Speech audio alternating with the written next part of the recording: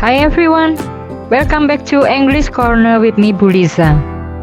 Have you ever wondered why we say the cake was eaten instead of someone ate the cake?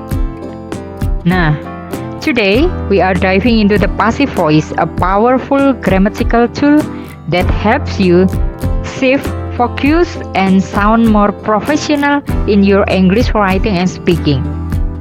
Let's get started. Passive voice is a structural construction used to shift the focus of a sentence from the person or thing performing an action to the person or thing receiving the action. Nah, anak-anakku semua, passive voice adalah sebuah konstruksi struktural atau format gitu ya, yang digunakan untuk mengalihkan fokus kalimat dari orang atau benda yang melakukan tindakan kepada orang atau benda yang menerima tindakan tersebut.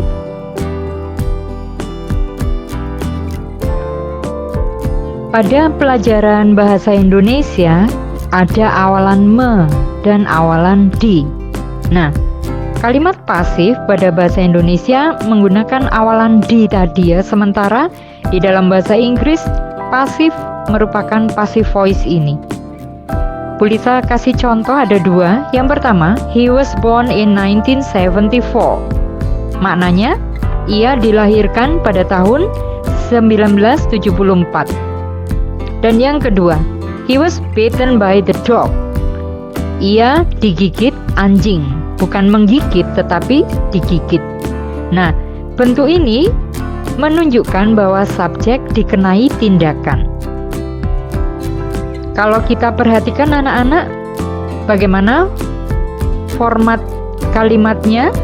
Ada subjek, diikuti to be, diikuti verb 3, lalu ada by atau agentnya. Well, untuk memudahkan pemahaman kalian, Bulisa akan kupas satu persatu dengan beberapa tenses. Dan di sini sengaja Bulisa ambil kata kerja irregular agar kita mudah melacak atau mengetahui perubahan bentuk kata kerjanya. Yang pertama, simple present tense atau present simple. Kalimat aktif, Rudy writes a letter. Rudy writes, ada S-nya ya. Kenapa ada S-nya? Karena ini simple present anak-anak dan subjeknya orang ketiga tunggal. Untuk kalimat pasifnya, a letter is written by Rudy.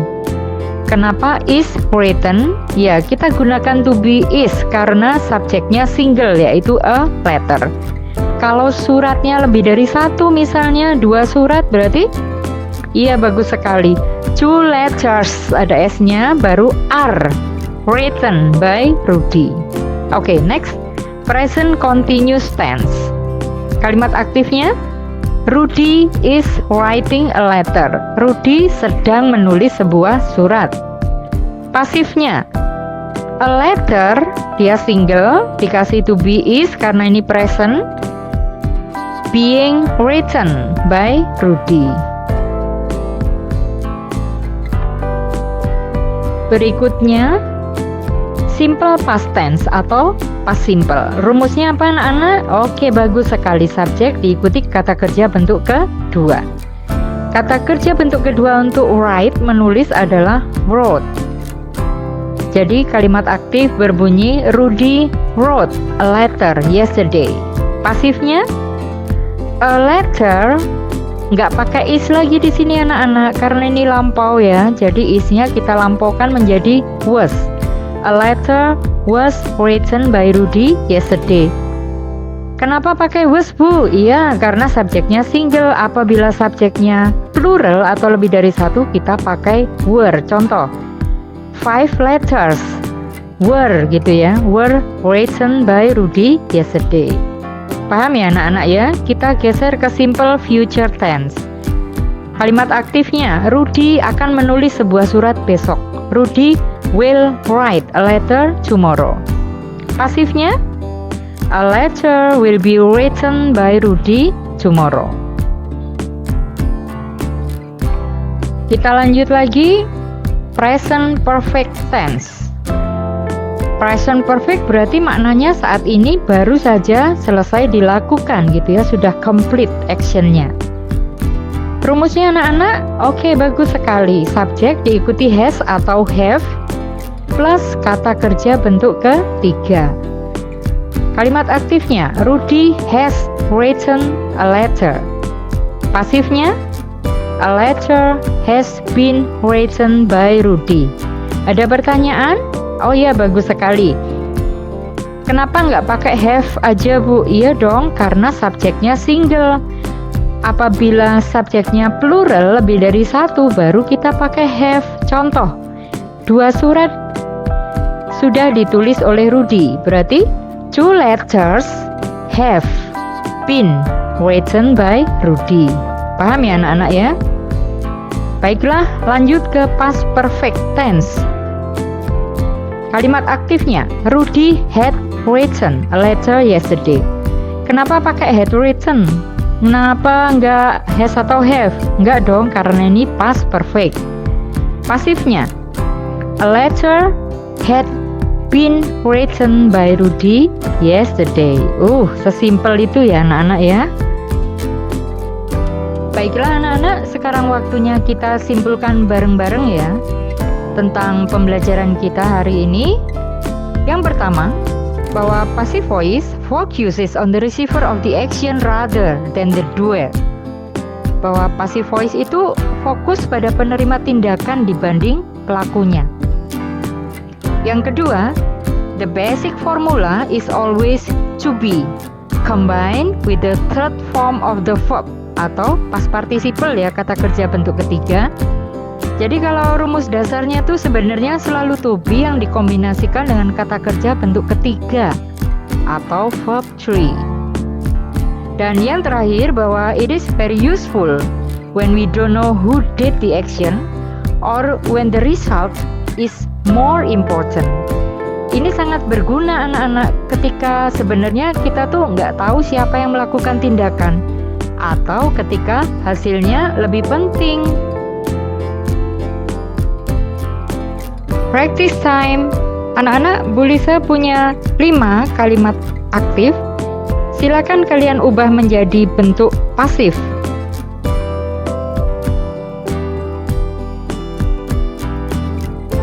Wow, amazing. Oke, Bu Lisa bahas ya sedikit ya. Kalimat pertama tadi bunyinya adalah Joko eats 2 apples. Joko makan 2 apel gitu ya. Kalau dipasifkan menjadi 2 apples are. Kenapa pakai are?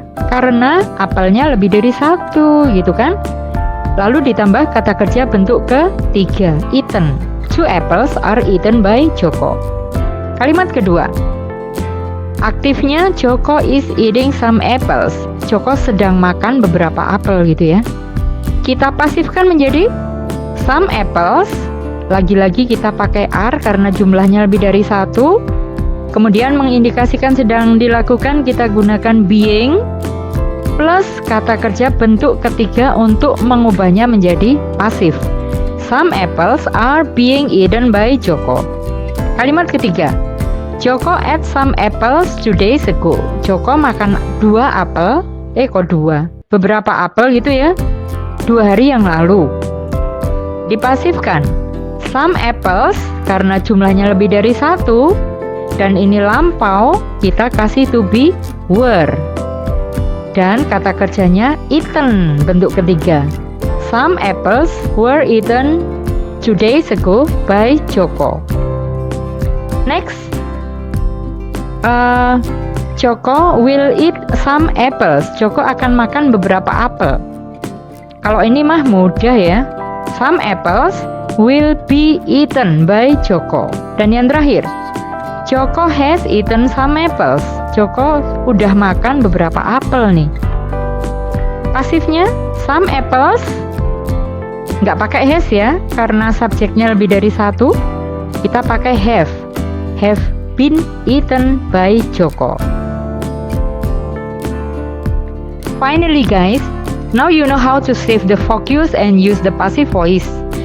So don't forget to like and subscribe this video if you found this helpful. Happy practicing guys. Sampai jumpa di video-video Bu Lisa berikutnya. Thanks for watching. Bye bye.